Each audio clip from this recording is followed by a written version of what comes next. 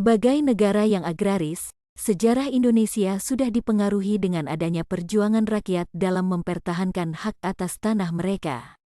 Seiring dengan perkembangan zaman, masalah agraria semakin kompleks dan memerlukan regulasi yang jelas dan kuat untuk mengatasi permasalahan tersebut, maka dengan alasan tersebut dibentuklah UPA.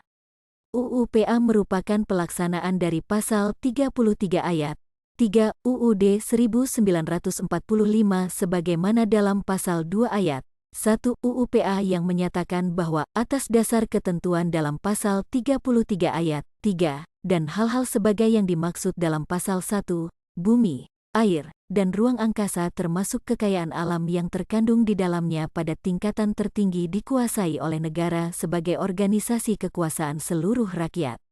UUPA memiliki dua substansi dari segi berlakunya, yaitu tidak memberlakukan atau mencabut hukum agraria kolonial, dan membangun hukum agraria nasional. Tujuan Undang-Undang Pokok Agraria 1. Meletakkan dasar-dasar penyusunan hukum agraria yang merupakan alat untuk membawa kemakmuran, kebahagiaan, dan keadilan bagi negara dan rakyat. 2. Meletakkan dasar-dasar untuk mengadakan kesatuan dan kesederhanaan dalam hukum pertanahan. 3. Meletakkan dasar-dasar untuk memberikan kepastian hukum mengenai hak-hak atas tanah bagi seluruh rakyat Indonesia. Asas-asas dalam Undang-Undang Pokok Agraria 1. Asas kenasionalan bumi, air, dan ruang angkasa dalam wilayah Republik Indonesia merupakan hak dari bangsa Indonesia. Hubungan antara bangsa Indonesia dengan bumi, air, dan ruang angkasa Indonesia adalah hubungan yang bersifat abadi. Selama rakyat Indonesia bersatu sebagai bangsa Indonesia dan masih ada bumi, air dan ruang angkasa Indonesia, maka dalam keadaan bagaimanapun tidak ada kekuasaan yang memutuskan hubungan tersebut.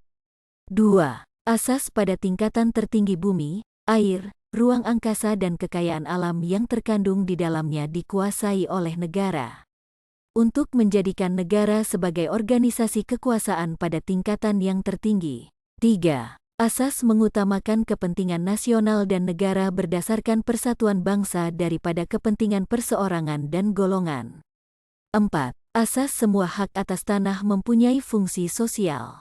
Ini berarti bahwa hak atas tanah apapun yang ada pada seseorang tidak dapat dibenarkan bahwa tanahnya dipergunakan atau tidak dipergunakan semata-mata untuk kepentingan pribadi, apalagi sampai menimbulkan kerugian bagi masyarakat.